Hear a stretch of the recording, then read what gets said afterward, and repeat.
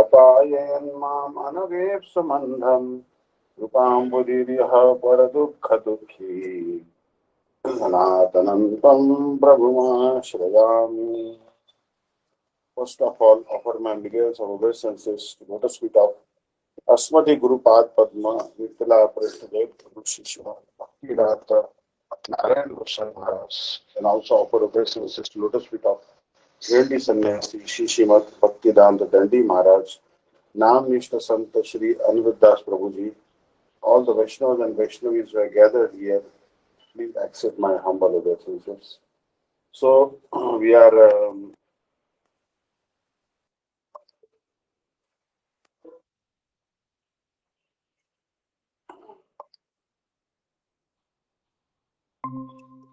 Hare Krishna.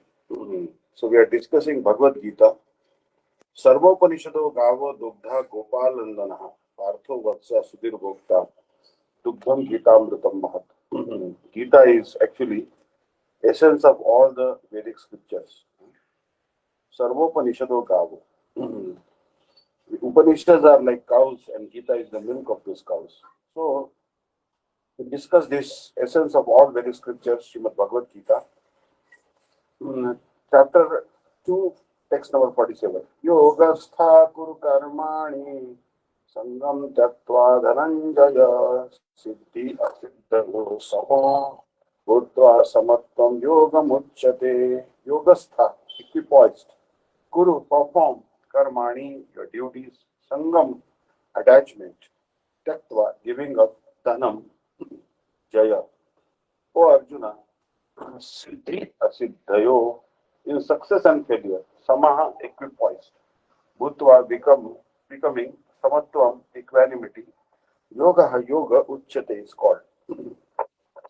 Be steadfast in yoga, O Arjuna. Perform your duty. Abandon all attachment to success or failure. Such evenness of mind is called yoga. Krishna tells Arjuna that he should act in yoga. And what is that yoga? Yoga means to concentrate the mind upon the Supreme by controlling the ever-disturbing senses. So here, Krishna is advising us that the senses are ever-disturbing. So you'll see that the fish is caught by hook.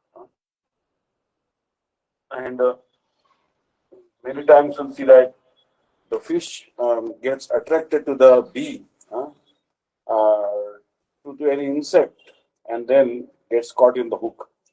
So Krishna is telling us, don't get bewildered by senses. And these senses are really death personified. Because if any of your senses is weak and you get attracted to that temptation, then Krishna is telling us that it will be very dangerous for you. Karmani, so Krishna is telling us that don't be attached to senses. So ever disturbing senses. And for example, the senses are so notorious. For example, fish. Fish, how it is caught. And basically the hook is there. So this hook, they put some bait actually to there. And then the fish will catch that bait. So that is how the fish hook, so many types of fish hook are decided. You see that. There are so many types of temptations. For ears also, music. Oh, we want to hear very nice music. And then what happens? Oh, we become forgetful of Krishna. Film music or something like this. So we should know that this mundane music we should not listen. We should listen to Krishna consciousness, bhajans, kirtans, harikatha. That is our real sense gratification. So Krishna tells Arjuna that he should act in yoga. And what is that yoga? So yoga actually, what is the definition of yoga? So yoga is actually means it is told that 1 plus 1 is 2. That is really yoga. Addition is really yoga. Without addition, there cannot be in yoga. Yoga means really addition. So for example, I am totaling everything, all the activities in service of Sri Krishna, and that is really yoga. Like 1 plus 1 is 2. So basically, we are taught here 1 plus 1 will become 2. This is called yoga. So we should know that yoga doesn't mean just the exercises, body exercises. No, that is not yoga. But today, what yoga is commonly been understood is that Ashtanga yoga, or among them especially asanas, and they do asanas. There are different asanas. Mr. B.K. Iyengar was very expert in doing Ashtanga yoga. He was Sri Vaishnava. Was childhood he was very weak. So he started doing yoga and he became healthy. So he was expert in doing this Ashtanga yoga. But these type of asanas are, we cannot even think about them. How we can think of being able to do this type of asanas? He is very old, but he was able to do good yoga. But that is Ashtanga yoga, and what we do is actually called Bhakti yoga.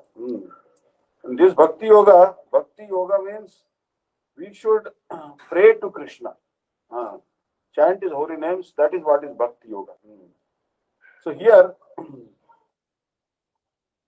the Supreme is the Lord, and because he himself is telling the Arjuna to fight, Arjuna has nothing to do with the results of the fight.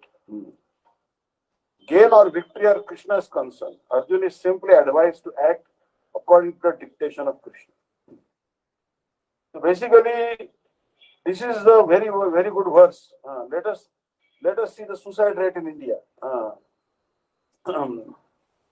So there is one place in India called Kota, and there so many students commit suicide. So the Kota police said that there have been multiple suicides this year after a 2-year gap due to pandemic when most coaching had left the city. So there are so many students they are committing. So you see Kota suicides. So many people are committing suicide because they are frustrated. The children, they cannot get the desired level of success. But Krishna's equation is separate. Krishna is telling success is equal to failure. Failure and success should be treated as equal. Whether I get success or whether I get failure in material endeavors, it doesn't matter. Whether we are praised, someone may praise us and someone may criticize us. It's okay. It's all the same. Happiness is equal to distress. Krishna's equations are like this. Happiness should be treated like equal to same as distress. Loss is equal to gain. If loss and gain should be considered the same, Krishna is telling like that. Then Krishna is telling so many things, good health and ill health. Same thing Krishna is telling. Both are same for us. Because sometimes we are in good health, sometimes we are in bad health. So anyways, Krishna is teaching equanimity.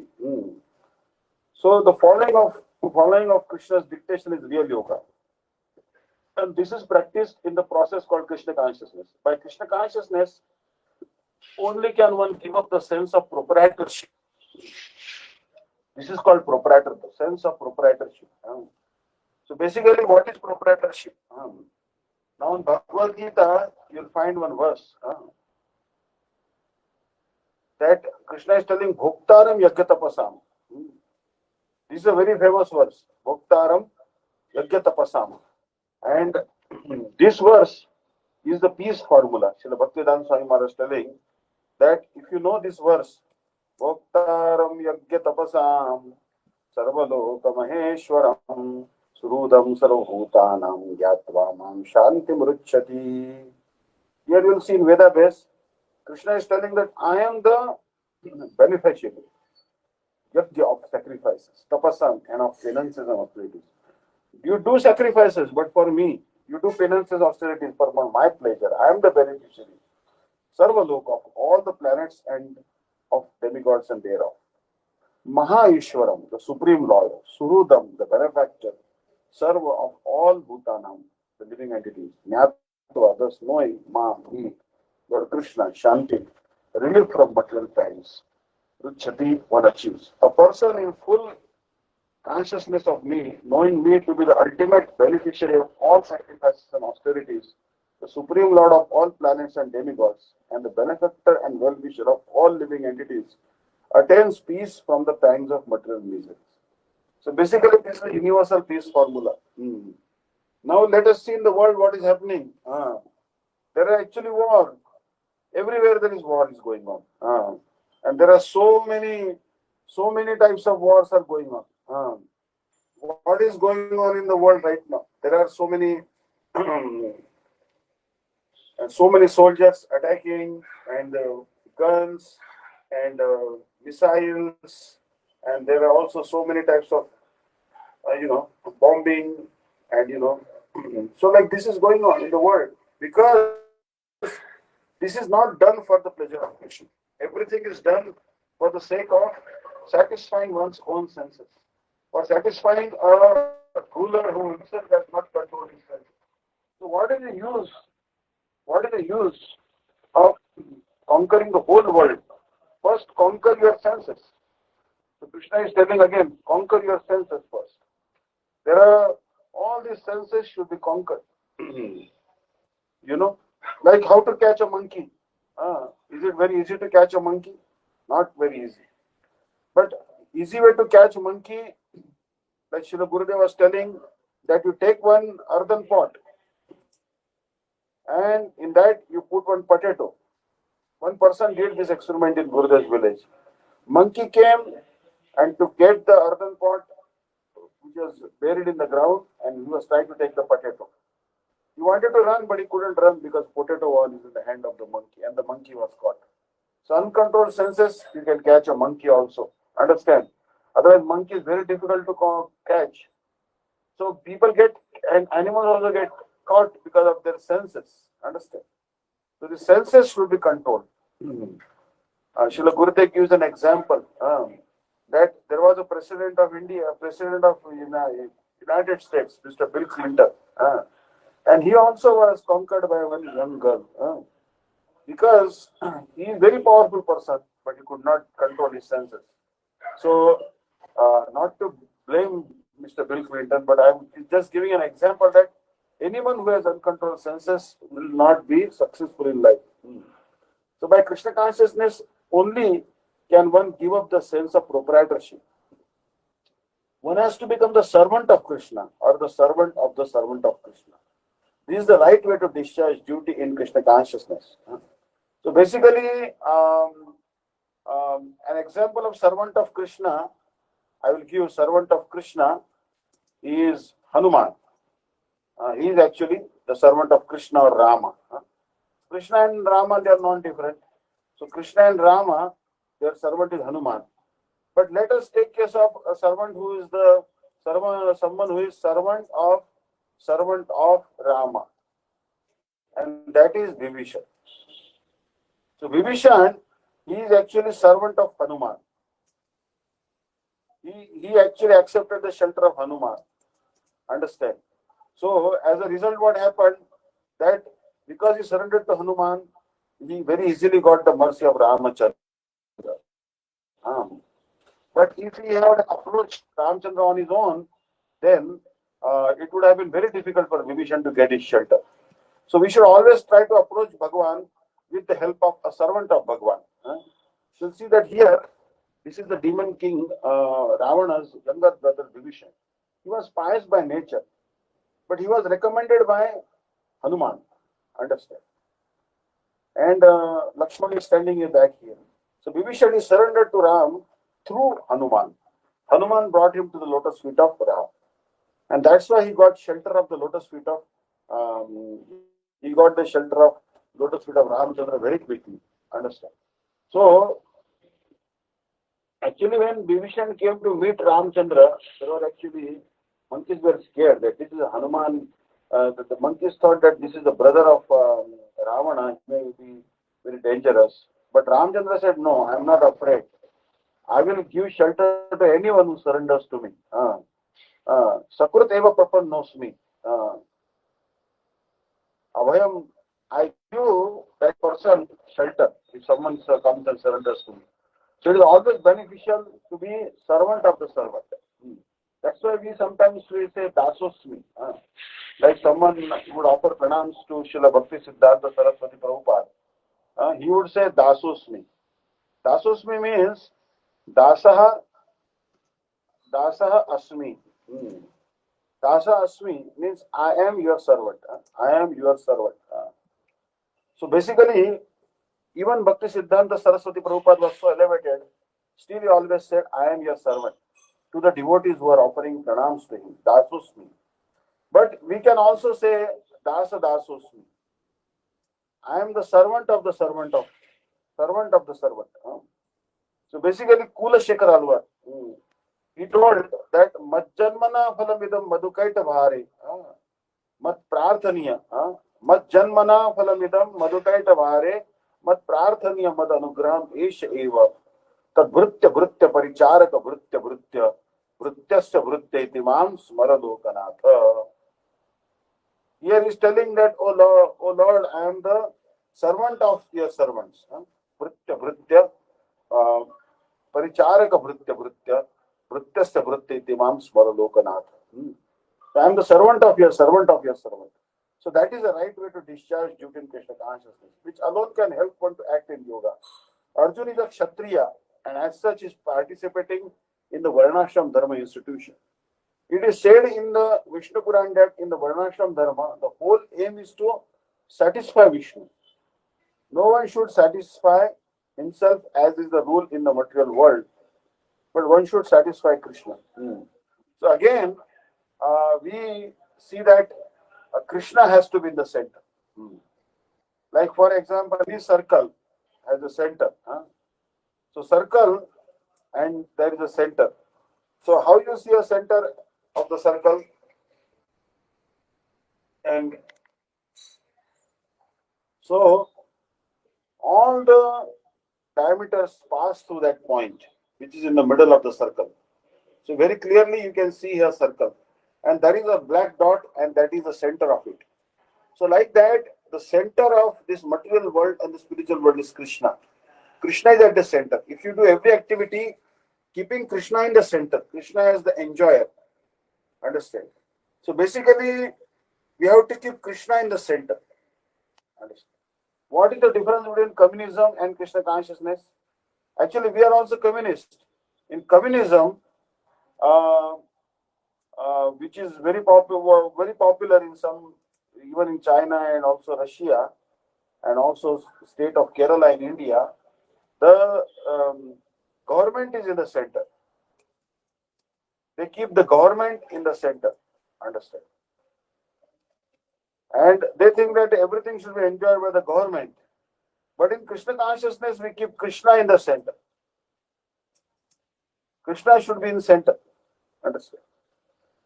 So depending on America or Great Britain, England, you have different spelling of the word centers. The British people would spell it as CANTRE and Americans CANTR, whatever it is. In Krishna consciousness, Krishna is in the center. Bhaktaram yagatapasam, sarvaloka maheshwaram, surhudam sarvabhutanam, yatvam shantam. If you know that Krishna is a well-wisher and I will do every activity for the pleasure of Krishna, then there will be no fight. Understand? So communism, government is at the center, but in Krishna consciousness movement, we have Krishna in the center. So center is very, very important. Who is the center of our life? Krishna should be the center. Understand? Everything should be Krishna. So now, here Bhakti-Vedanta Swami Maharaj is telling that Arjun is a Kshatriya and as such is participating in the Varnashram Dharma institution. It is said in the Vishnu Puran. Now the Kshatriya means basically four Varnas. Chatur Varnam Maya Srishtam Guna Karma Vibhagasha. You are not Kshatriya by birth, but you are Kshatriya by training. Arjun was a Kshatriya by birth and as well as by training. He was born in a Kshatriya family and Arjun was a perfect Kshatriya. And for him, it was very important to fight. But while Parshuram, you see that the son of Jamadagni, he was Brahmin by birth, but Kshatriya by nature. Understand? Parshuram was Kshatriya by nature, and Arjun was Kshatriya by birth as well as nature. So you see that Parshuram, he was the son of Jamadagni. He single-handedly annihilated all the Kshatriyas 21 times. So Parshuram, he was born in a Brahmin family, and you can see that the secretary around his chest, around his torso. But he was having a nature of a Kshatriya. Understand? So generally speaking, his nature was like a Kshatriya, and that's why he's carrying a weapon. It doesn't befit a Brahmana to carry weapons. A Brahman generally doesn't carry any weapon. Sannyasi also don't carry any weapon. But although Parshuram was born in a Brahmin family for a specific reason, in order to control the Kshatriyas who were out of control, who were not behaving properly with the learned class, who were very puffed up, he actually assumed weapons and he fought with the Kshatriyas and killed them. So you see that Parshuram, although born in Brahmin family, act like a Kshatriya. So, but generally we follow Varnashram Dharma. And in Vishnu Puran, it says that Varnashram Dharma is meant to satisfy Vishnu. Everything should be done for the satisfaction of Vishnu. Now, who wrote Vishnu Puran? Vishnu Puran is written by Vyasadeva, but also it is attributed to his father. Vishnu Puran is attributed to his father, Shri Parashar Rishi. As you know that Parashar Rishi was the father of Srila Vyasadeva, and he wrote this particular Samhita. So you'll see here that Parashar apparently also wrote the Jyotish Shastra, Parashar Rishi, and he is the father of Bhagavan Vedavyasa.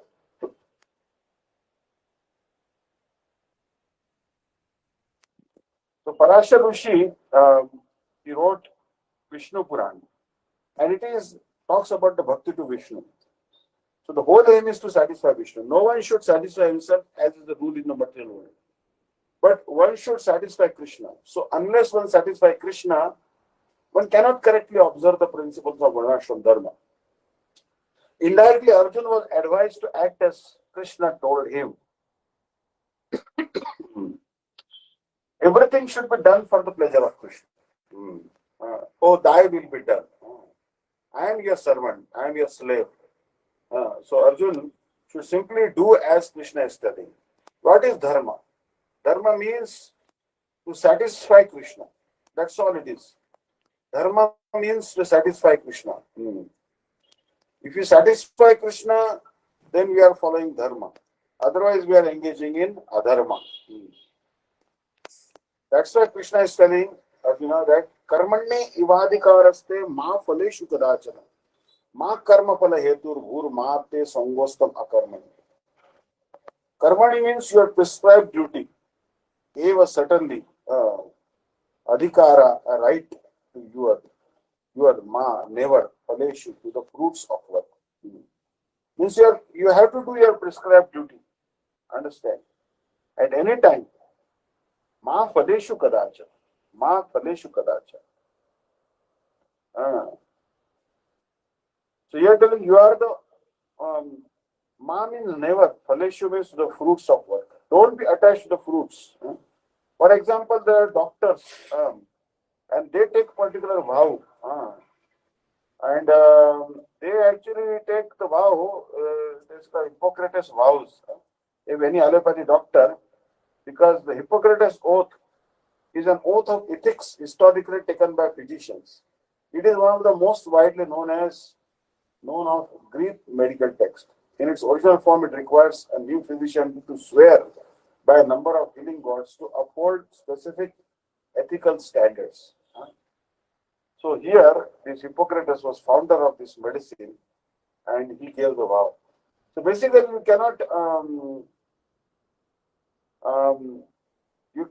have to impartially treat the patients, whether he has money or not having money. So they take this vow all over the world. So the knowledge I have received from my teachers, I swear to care for anyone who suffers, prince or slave, If I ever break this oath, let my gods take away my knowledge of this art and my own health. Here speaks a citizen, a servant of people. May I be destroyed if I betray these words.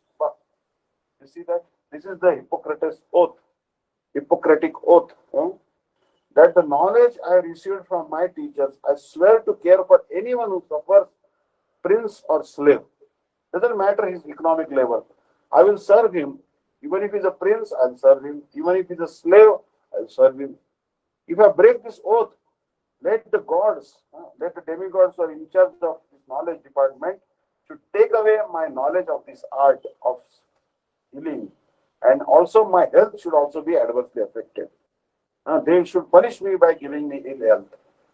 So even an ordinary medical professional has to take this vow. What to speak of a bhakti yogi? So this should also be our vow. This should be also our oath. We will act in any field of life. We'll act. Will honestly will do. You are a teacher, no harm.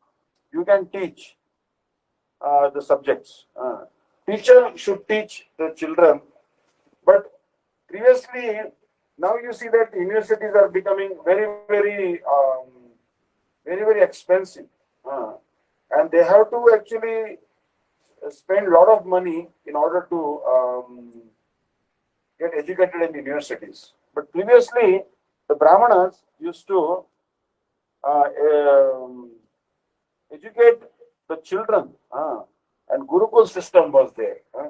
And for example, Krishna, and even today there are some Gurukuls are present. Basically, in a Gurukul, very simple setup is there.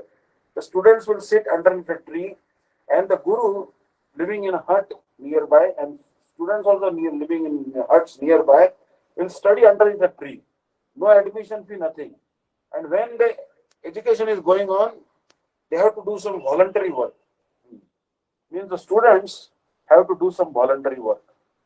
They must do seva to their guru, wife of the guru if he is a householder, and they must also learn different arts which are imparted by guru, and especially Brahma Vidya, the knowledge about the Supreme Lord Shri Krishna. This is the ancient Gurukul system. But now, this Gurukul system is now disappearing. Understand?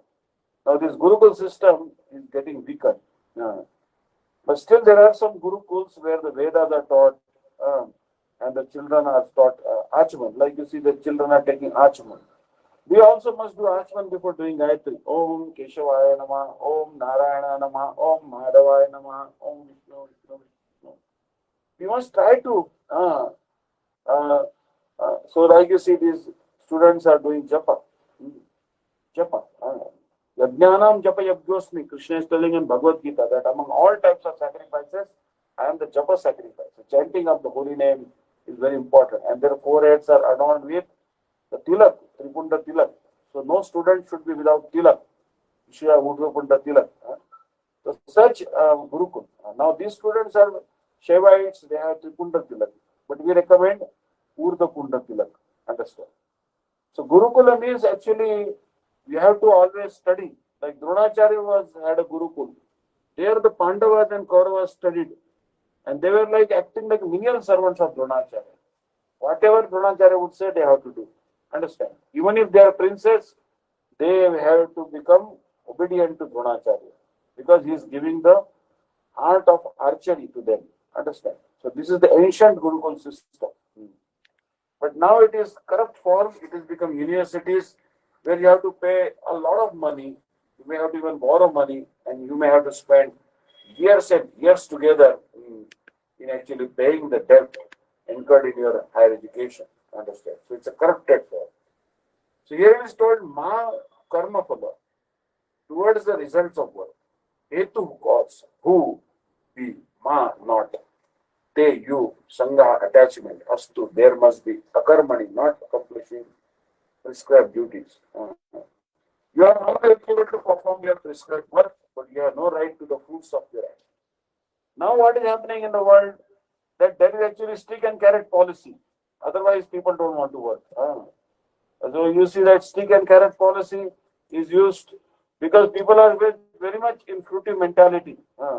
No one is inspired.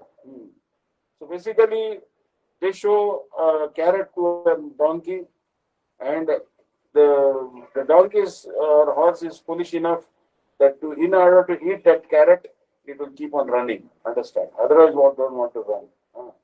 And also stick in the hand. So carrot and stick policy basically means showing a temptation and also trying to punish punishment. So carrot and stick policy. So people are so much actually. You see here in this one, there is actually a carrot of quality shown, and otherwise there is actually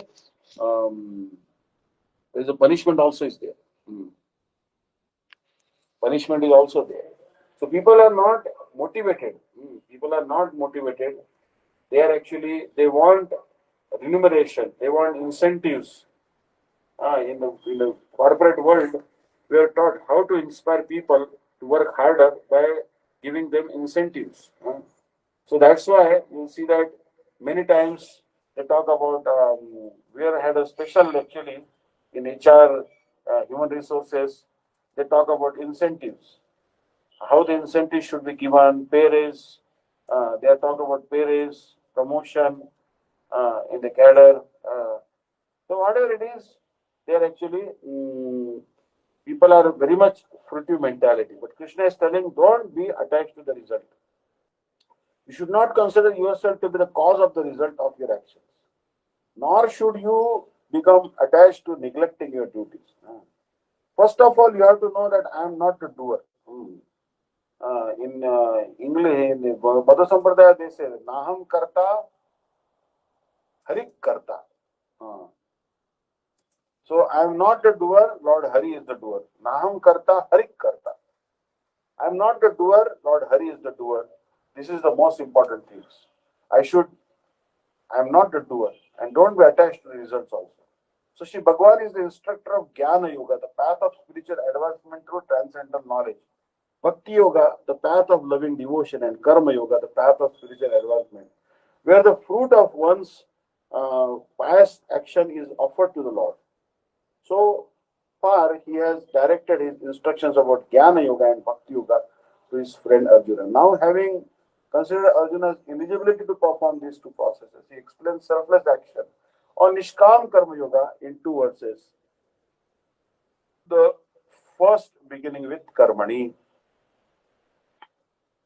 So basically, yoga is only one. Don't think that there are 10 yogas. Yoga is only one. But there are steps. First, you are doing Nishkam Karma Yoga. And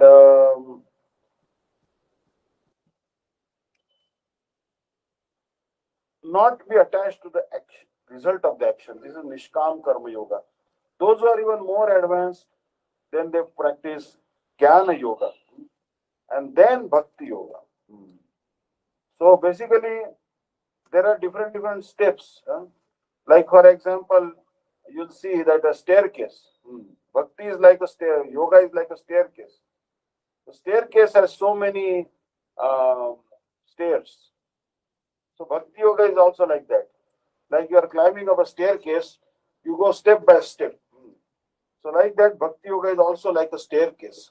First comes Karma, Sakam Karma Yoga, Nishkam Karma Yoga, then also Jnana Yoga, Ashtanga Yoga, then Bhakti Yoga. So there are different aim and objects. People have different aim and objects. But our aim and object is to get Krishna Prema. So by the word Mahafaleshu, Krishna intends to say that those who desire the fruits of their actions have extremely impure hearts. Your heart, however, is almost pure. I know this, and that is why I am speaking in this way. So those who aspire for fruit result, they have very impure heart. So that's why in India you see that so many times people are working and not satisfied with their salary. So generally they go for bribes also. In India, everywhere people are taking bribes many times, and that is what is going on. Without bribe, no one wants to work. In order to do give any contract, or in order to get anything done, all you have to do is under the table you have to give money. Everywhere this is going on. This comes from the fruitive mentality. Understand? Fruitive mentality. And we don't have to take bribe from any living entity, and we should not also take any bribe from Bhagavan also. Means Bhagavan, you give me this, then I will chant Hare Krishna. If you give me that, then I will chant Hare Krishna. So don't try to don't expect any bribe from Krishna. Understand? We should not ask anything from Krishna. Oh Krishna, I am doing it for your satisfaction. I am not a fruity worker. I am not a businessman. Understand? Like Prahlad Maharaj, he told Bhagavan, I am not a businessman. I am not a businessman. I am your devotee. A businessman may be interested in money, but I am not a businessman. Prahlad told, I am your servant. So here, by the words Ma Phaleshu, Krishna intends to say that those who desire the fruits of their actions have extremely impure hearts. Your heart, however, is almost pure. I know this, and that is why I am speaking in this way. If one points out that any action one performs will bear fruit, Sri Bhagavan responds, Ma karma phala hetur bhu. A person becomes the cause of the fruit of action only when he acts with a desire for it. You should not act like that. I bless you not to fall into this category. Akarma means neglecting prescribed duties, and vikarma means performing sinful activities. So let us try to understand the difference between akarma and vikarma. For example, akarma means I am a police officer and I do not catch a thief. Understand? I simply sit there in my office and do not catch a thief. Although it was possible for me to catch a thief or a robber. Understand? This is called akarma. Akarma means not doing what you are supposed to do. This is actually dereliction of duty. Means ignoring your duty. This is called akarma. Akarma is highly condemned. Suppose you are in office and you're simply sleeping in the office. Understand? What your boss will do? This is akarma. You're simply falling asleep in the office. Understand? Then what is called? This is called akarma. Means you are hired in order to do the work, but you are simply sleeping.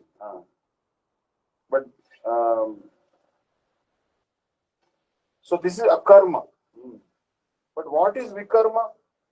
Oh, vikarma means actually doing wrong activities. Understand? And that is called vikarma.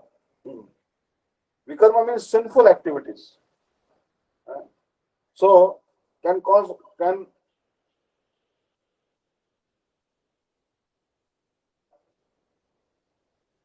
here is telling that we have to understand what is vikarma. Vikarma means activities which are forbidden. Some people like working very hard, like a butcher. They are actually slaughtering animals. Their activities, they are working very hard. Butchers are the most busy people in the world. But what they do is actually vikarma. Understand? Why it is vikarma? Because Krishna is told to be non-violent. We have no right to kill others. What is the Bible says? Thou shalt not kill. You should not kill anyone. But what they did, they said that the Christians, they said that no, kill is not correct, thou shalt not murder. And they changed it to murder. So it is okay to kill, but not murder. Means don't kill a human being, that's all. So they changed the commandment, thou shalt not kill, to thou shalt not murder. Understand? And they opened big slaughterhouses. So they are breaking the commandment of God, the Christians. So they are not really Christians. They are actually not true Christians. Real Christians are Vaishnavas. So they are actually Vaishnavas are the real Christians. They are true Christians. Understand? And they are true Muslims and they are true Buddhists. Understand? So, vikarma means killing animals, stealing, drinking liquor. All these are called vikarma. Intoxication, meat eating, gambling, intoxication, illicit sex. So, Srila Bhaktivinoda Thakur quotes Krishna as saying, there are three types of karma to consider: karma, akarma, and vikarma. Of these, vikarma, engaging in sinful activities, and akarma, non-performance of prescribed religious duties within the varnashram system, are extremely inauspicious. Like many times, people take shelter of akarma. So, like you see that strike, uh, uh, and sometimes the bus personnel. Bus personnel means those who are actually riding buses, and the drivers and the conductors. They go on strike, and what happens? They are not. They are actually engaged in akarma. They say, "Don't we don't want to work," and then all the bus stands in India, all the buses are simply waiting there. Understand? And even you are sick, someone is having emergency, and the buses are simply grounded and they are on a strike. Understand? So you see that this is a karma. For whatever reason, we should not harass others. This akarma means not engaging in what you are supposed to do for material gain. So here it is told clearly that um, you should not desire them. Give up vikarma and akarma and carefully follow the path of karma. Karma is of three types: daily duties, nitya karma; occasional duties, nimittic karma; and fruity activities, karma karma. Of these three, the last is most inauspicious. Those who perform karma karma become the cause of the fruits of their activities. So it is for your benefit that I am telling you to not adopt this method of action, because if you do, you will become the cause of the results of your actions. You have the right to perform your prescribed duties, but you do not have the right to the fruits of any action. It is acceptable for those who take shelter of yoga to perform nitya karma and naimittik karma solely in order to maintain their lives. For example, you are doing nitya karma. Means what is nitya karma? I get up in the morning, pass stool, then take bath, take achaman, then do Gayatri mantra, Sandhya, and then I do all these activities. These are all called Nitya Karma. Nitya Karma. Every day that must be done. Understand? But what is Shraddha? Shraddha means we are doing Shraddha for deceased relatives. Generally speaking, we are supposed to do Shraddha at Gaya. Gaya is a place where Vishnu's footprints are there. So Gaya also two types: Vishnu Gaya and Buddha Gaya. So you'll find footprints of Lord Vishnu in Gaya. And that's why it is important to perform sacrifice and Shraddha in Gaya. So you see that here the footprints of Lord Vishnu, the original footprints of Lord Vishnu are seen in Vishnupad temple in Gaya. There you are supposed to do the Shraddha for your forefathers, for their safe passage to the spiritual world, to get so that they can get a good birth. So Lord Vishnu's lotus feet or Krishna's lotus feet, they are actually very much decorated, and they have many types of signs. For example, lotus, chakra, ankush is gold, dhwaja, flag, and also umbrella.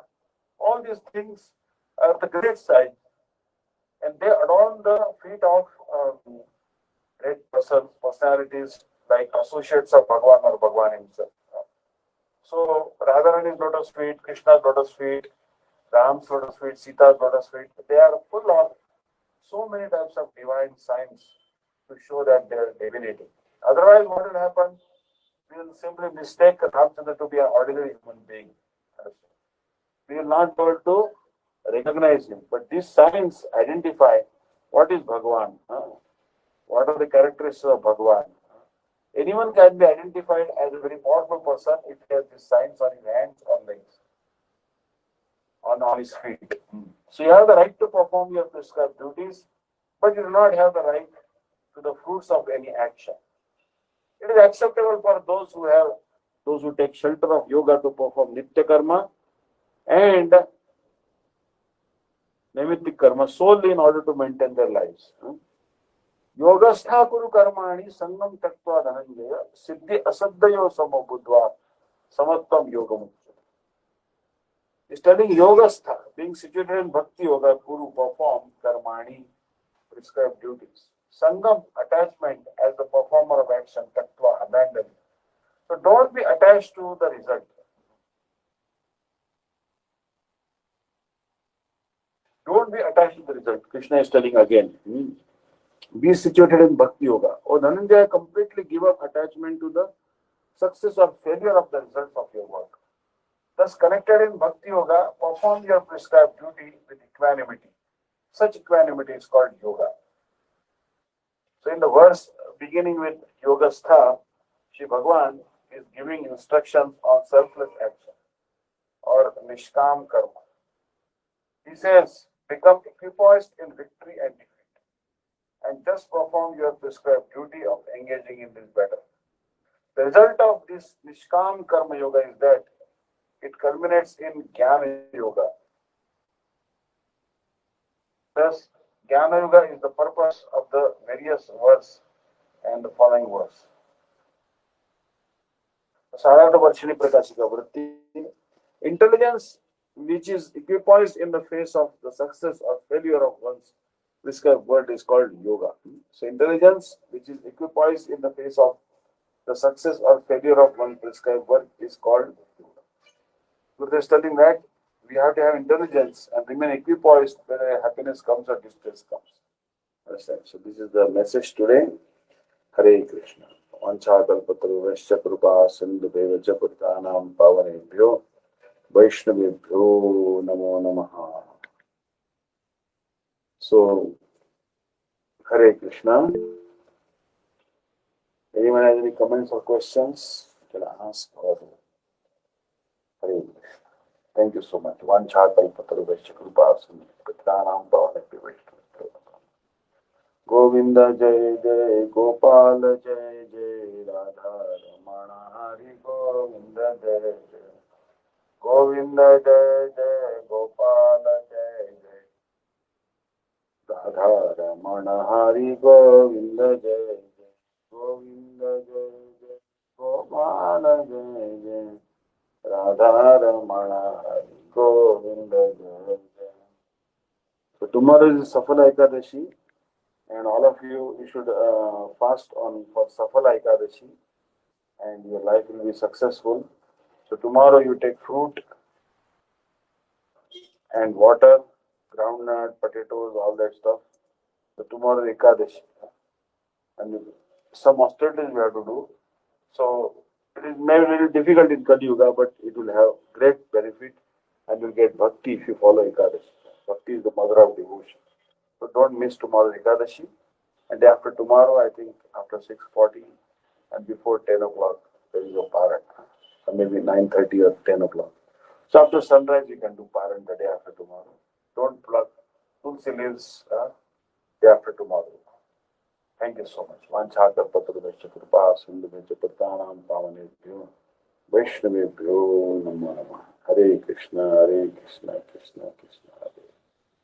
Hare Ram, Ram Ram, Hare Hare, Swa, Hare Hare Ram. Thank you so much. Hare Krishna.